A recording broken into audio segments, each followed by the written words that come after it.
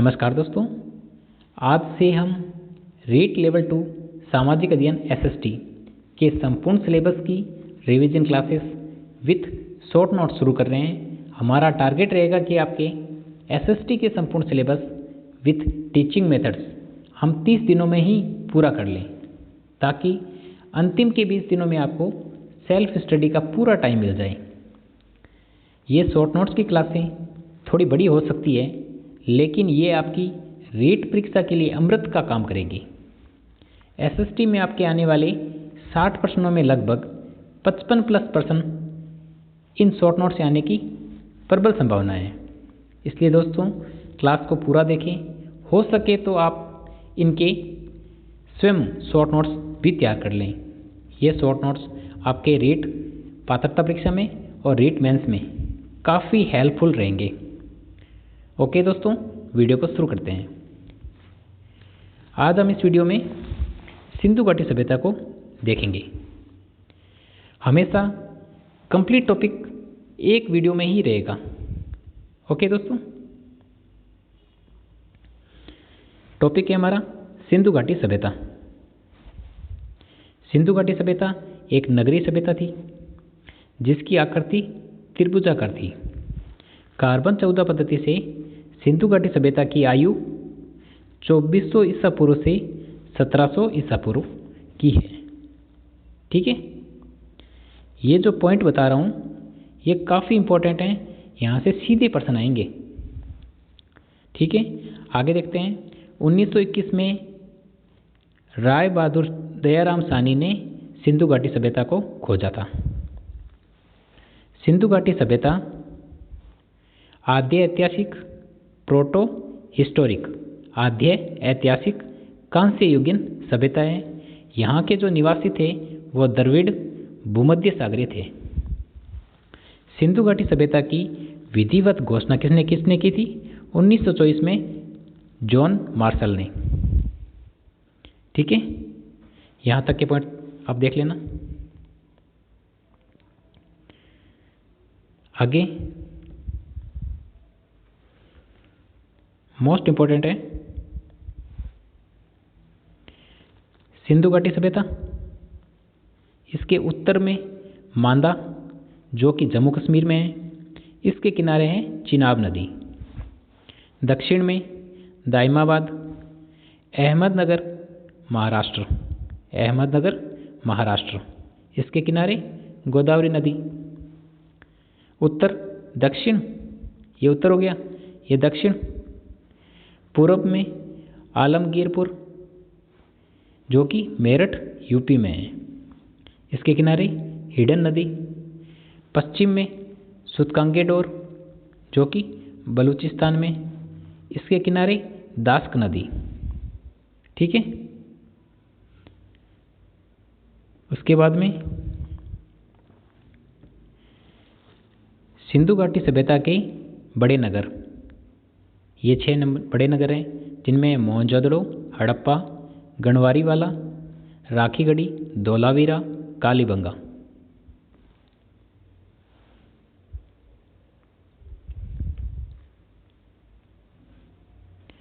Next, Dholavira Bharat में सिंधु घाटी सभ्यता की पहली साइट है, जिसे यूनेस्को ने 2021 में विश्व विरासत की सूची में शामिल किया था। धोलावीरा भारत में सिंधु घाटी सभ्यता की पहली साइट है, जिसे यूनेस्को ने 2021 में विश्व विरासत की सूची में शामिल किया था।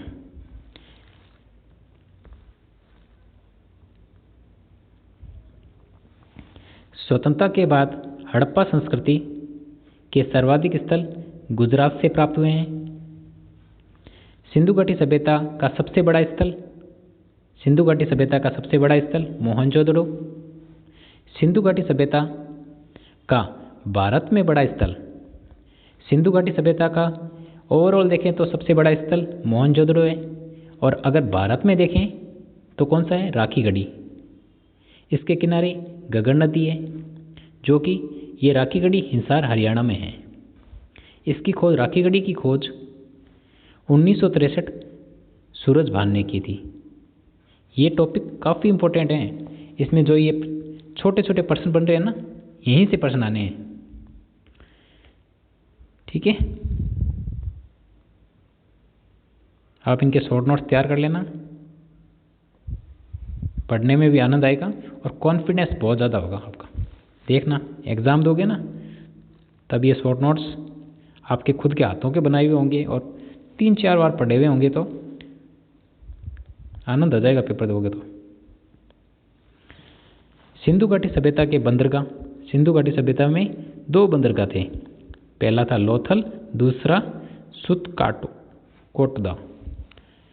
सिंधु घाटी सभ्यता के बंदरगाह, पहला लोथल, दूसरा सुतकोटदा।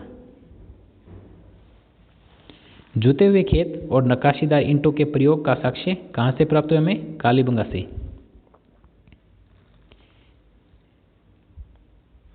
एक हमें स्नानागार भी प्राप्त हुआ है।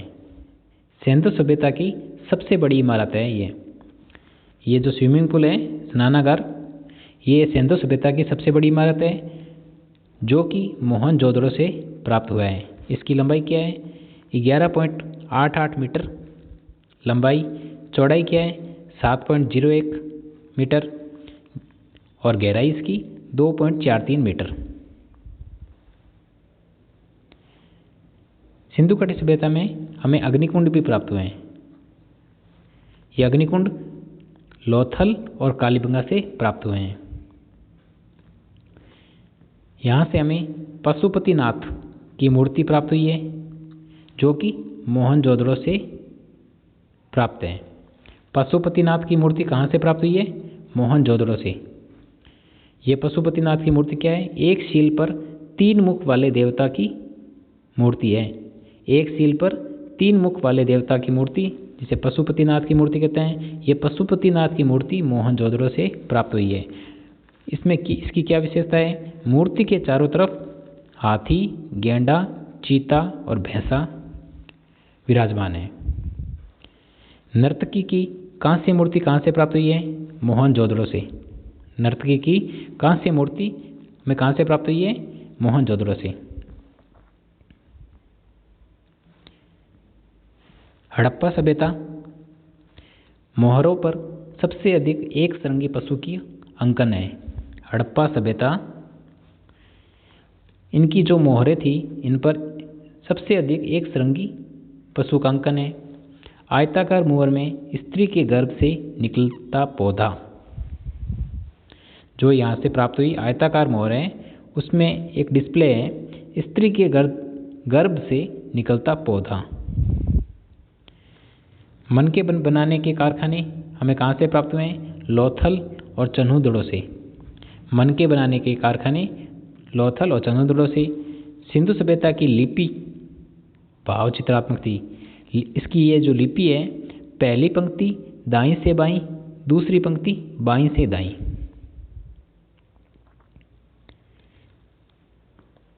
लेखन कला की उचित प्रणाली विकसित सुमेरिया सभ्यता से।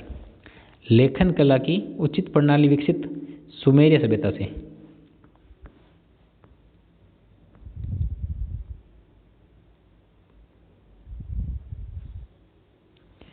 सिंधु सभ्यता के लोग ग्रिड पद्धति में मकान बनाते थे।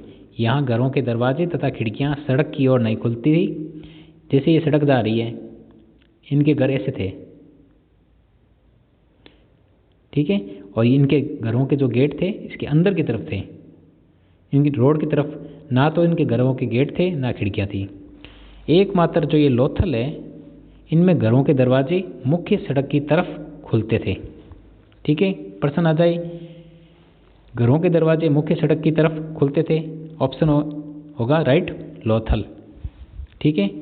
सिंधु सभ्यता में मुख्य फसल, सिंधु सभ्यता की मुख्य फसल गेहूं और जौ। यहाँ के लोग मिठास हेतु शहद का प्रयोग करते थे।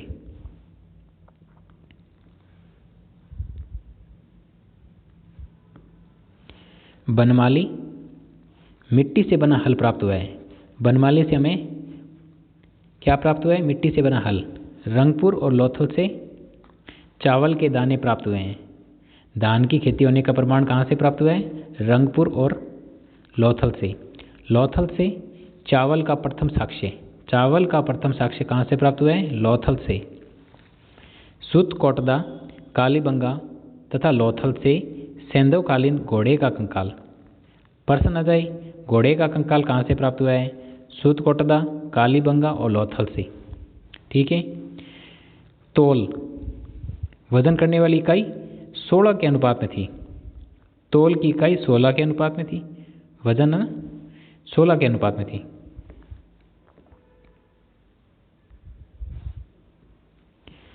सिंधु सभ्यता के लोग यातायात हेतु 2 पहिया तथा 4 पहिया बैलगाड़ी, भैंसा गाड़ी प्रयोग करते थे।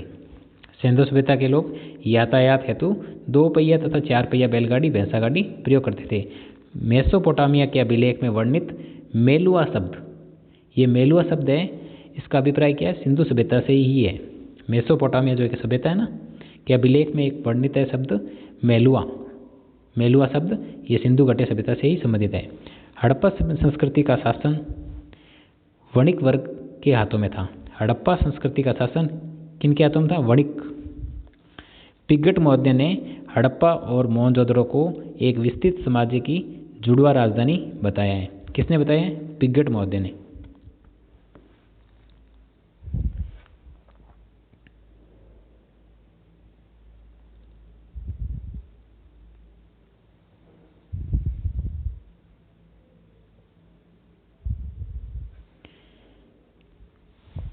सिंधु सभ्यता के लोग धरती को उर्वरता की देवी मानकर पूजा करते थे। सिंधु सभ्यता के लोग धरती को उर्वरता की देवी मानकर पूजा करते थे। वृक्ष पूजा, शिव पूजा के प्रचलन का साक्ष्य भी हमें सिंधु सभ्यता से प्राप्त हुआ है। स्वास्तिक का चिन्ह हड़प्पा सभ्यता से संबंधित है। ये स्वास्तिक का चिन्ह है ना, ये हड़प्पा सभ्यता से संबंधित है। सूर्य उपासना का अनुमान लगाते थे। हड़प्पा संस्कृति के लोग ये स्वास्तिक चिन्ह से सूर्य उपासना का अनुमान लगाते थे। सिंधु घाटी के नगरों में किसी भी मंदिर का अवशेष प्राप्त नहीं हुआ है।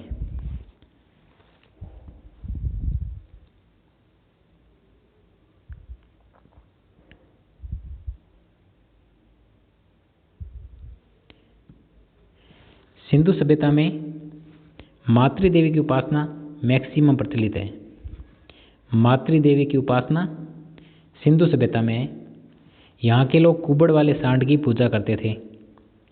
सिंधु सभ्यता के लोग कुबड़ वाले सांड की पूजा करते थे। सिंधु सभ्यता के लोग सिंधु सभ्यता के लोग मातृसत्तात्मक थे।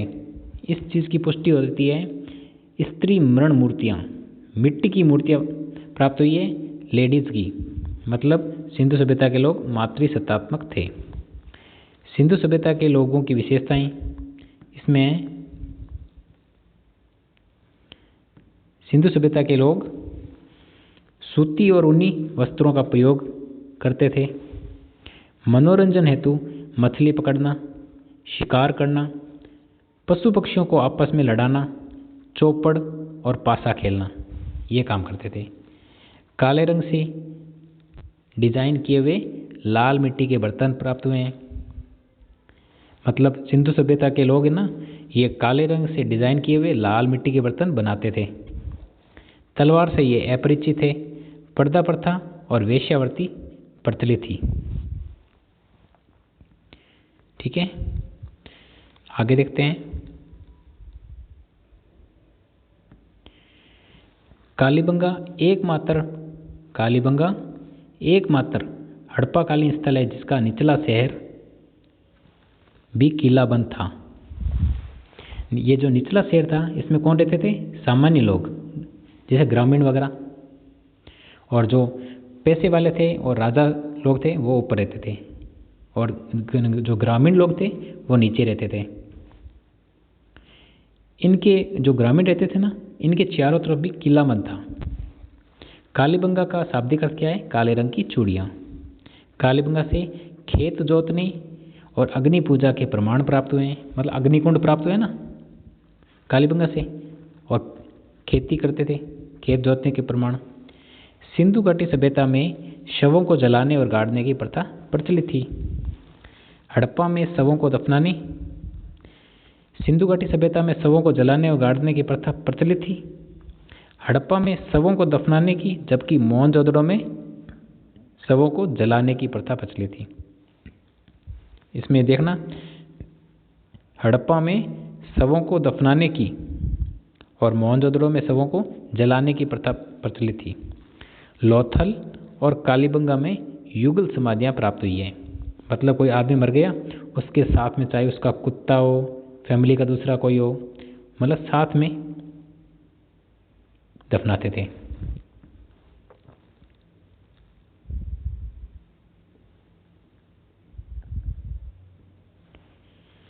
सिंधु सभ्यता के विनाश का संभवतः सबसे प्रभावी कारण क्या है? बाढ़। सिंधु सभ्यता के विनाश का संभवतः सबसे प्रभावी कारण क्या है? बाढ़ आना। कोई बाढ़ वगैरह आई होगी तभी ये सिंधु सभ्यता विनाश हुई है। मोस्ट इंपॉर्टेंट अब टॉपिक, सिंधु सभ्यता में विदेशी व्यापार। मतलब सिंधु घाटी सभ्यता के लोग बाहर से कुछ वस्तुएं मंगवाते थे। आयात तांबा कहाँ से आता था? खेतड़ी, बलूचिस्तान, ओमान। चांदी अफगानिस्तान, ईरान से। सोना कर्नाटक, अफगानिस्तान, ईरान से। टिन अफगानिस्तान, ईरान से। गोमेद सौराष्ट्र, लाजवर्थ मेसोपोटामिया। सीसा ईरान से।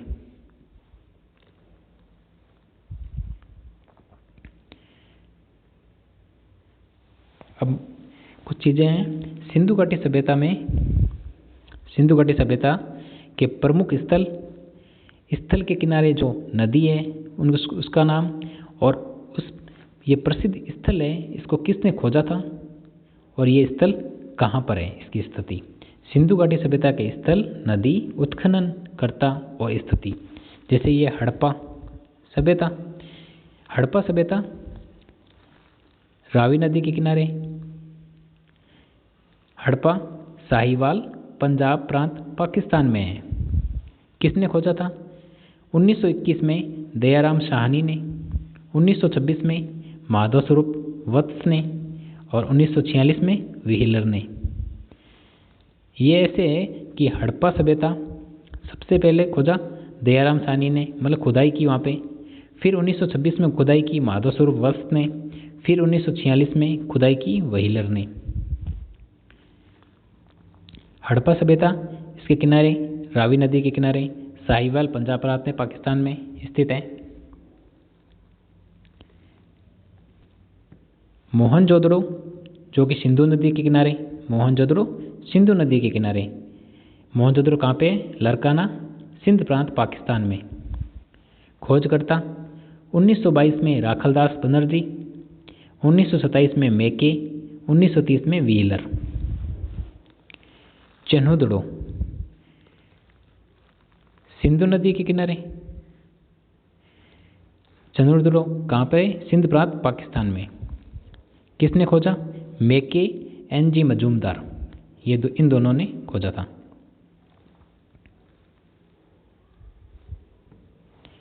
आगे देखते हैं कालीबंगा, घग्गर नदी के किनारे, हनुमानगढ़ राजस्थान में। खोजकर्ता 1951 में अमलानंद घोष, 1961 में बीवी लाल और बीके थापड़ ने खुदाई की थी। कालीबंगा जो कि घग्गर नदी के किनारे है, हनुमानगढ़ में स्थित है।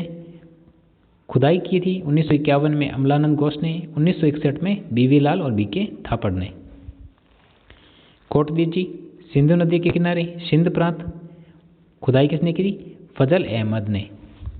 रंगपुर मादर नदी, काठियावाड़ गुजरात में, रंगनाथ राव ने खुदाई की। रोपड़ सतलज नदी पंजाब में स्थित है। रोपड़ पंजाब में स्थित है। खुदाई किसने की रोपड़ की? यगदत्त शर्मा ने। लोथल भोगवा नदी के किनारे। लोथल कहाँ पे है? अहमदाबाद गुजरात में। लोथल की खुदाई किसने की? रंगनाथ राव ने।